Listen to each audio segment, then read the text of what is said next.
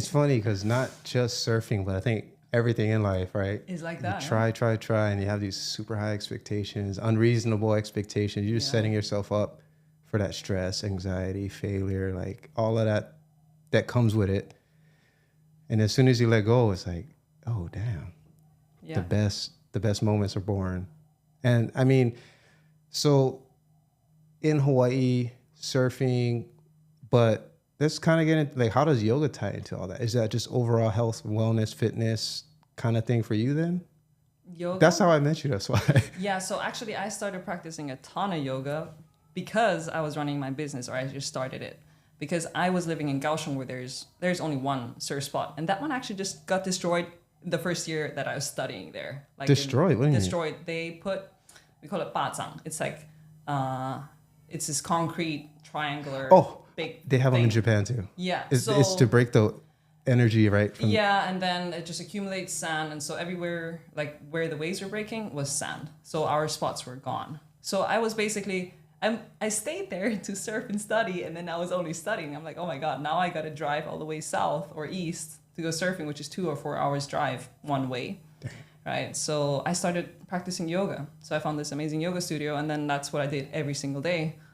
And that's how it started, and that kept me sane. That's how it kept me sane. And then on the weekends I would try to go surf. But to be honest, like when I was going through the startup for the first 2 years, I barely surfed. I was working so hard.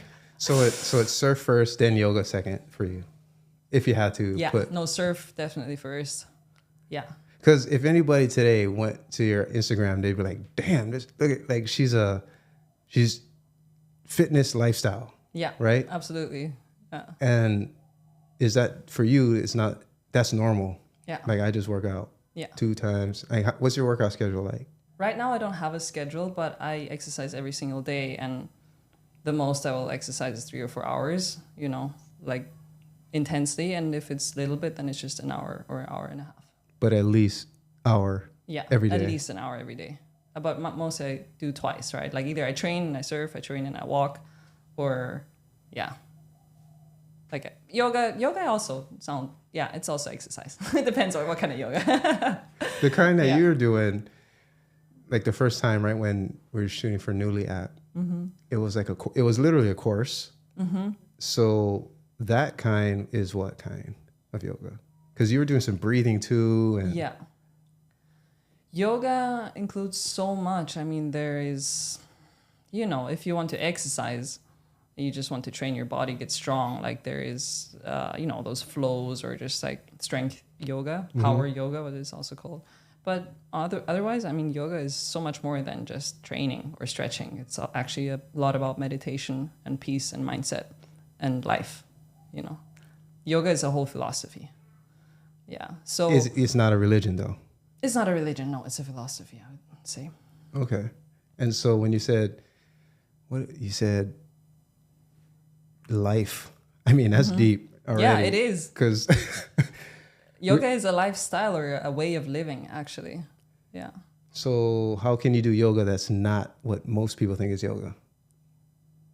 Because if you say, most people think, oh, it's stretching, flexibility, balance. So what we were recording in the studio for the app in Taiwan, that was called asanas. Asanas is just one of the 8 limbs of yoga, which is just the physical practice of the postures. Mm-hmm. Yeah, so that is basically the exercise, or the power yoga, the flow yoga, vinyasa yoga, the handstands, whatever, Yeah.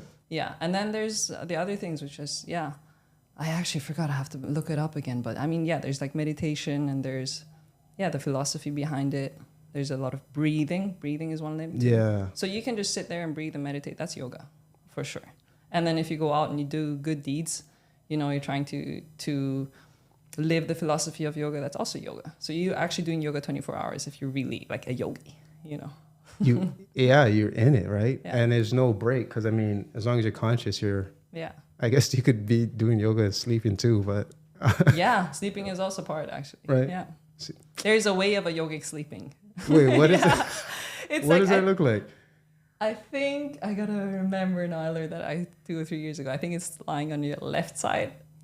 Yeah, like in a certain position and staying like that. Yeah. That's yoga. Wow. Yeah, there's like a way of how yogis sleep. Yeah. But that's like super traditional.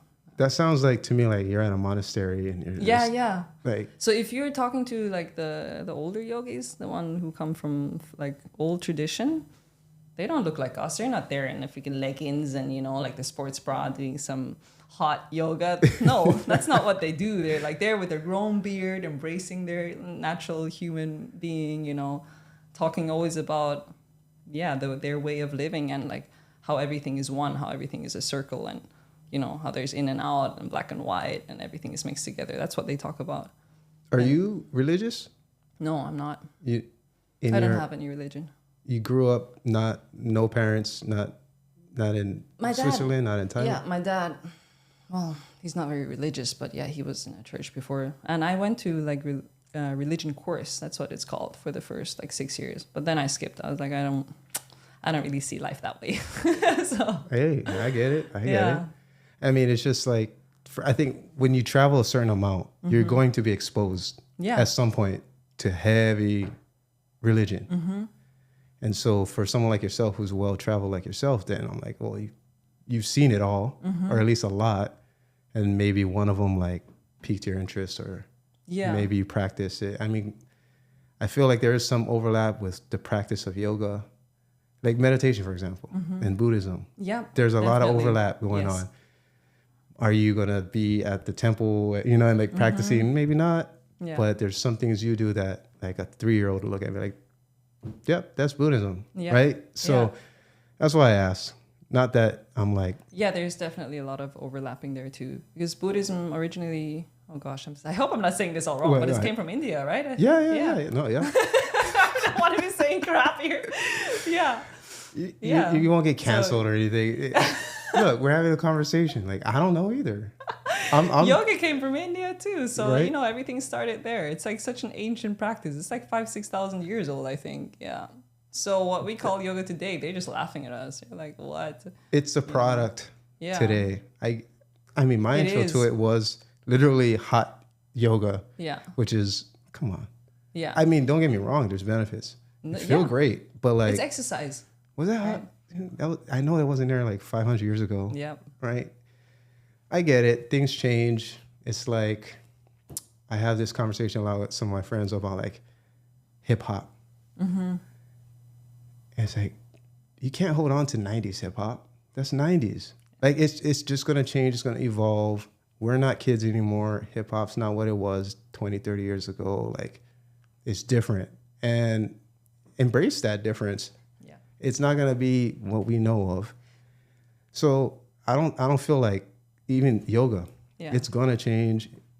Exactly. My kids are going to think it's different, something else. Mm-hmm. All right, cool. That's it to you. And there will be some like timeless things though that don't matter, that aren't like this generation, that generation, this country, that country. Things like meditation. There's always going to be that introspective journey inwards, that sort of mind. I like that part of it where it's like, don't do more, actually do less. Mm-hmm. Like actually take away from your life very selectively and intentionally. So like, that's one thing I did with my work is I'm doing a lot. Let me just cut off some things. I felt like I was like I had a bonsai tree in front of me. Yeah. And it's like every effort, every action that Kenji does, I'm looking at it. I'm like, no more of that. Mm-hmm. No more of this. No more of this. No more of this. And then just let this part grow. And that, I mean, last time I seen you, I just started. What month was that? It was, I don't know, but I think I might have July. Just gotten all of this stuff. It was close to that time, whether I just got it or I ordered it or whatever. But I knew, I was like, you know what? I'm going to take things away and then see what is left, how that grows. And that practice in itself, like, I don't know if that's religious or whatever you call it, but it helps. And that practice, no matter what time, country, language you speak, I think is very useful.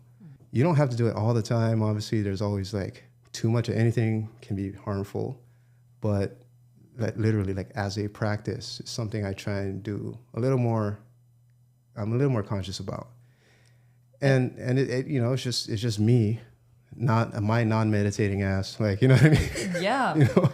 But meditation has also so many different forms, right? Like you, actually the way that you described it is like you're centering yourself around something that you wanted to do, and you're trying to stay focused and not get distracted about all your other ideas and sparkly objects, right? But actually just like, no, I'm going to do this, and I'm not going to have FOMO, and I'm not going to be thinking like I have to do a million things at the same time just so I deserve to do this, but I'm fine. I'm just going to do this for this. Right? Yeah. Yeah. And it's easier said than done.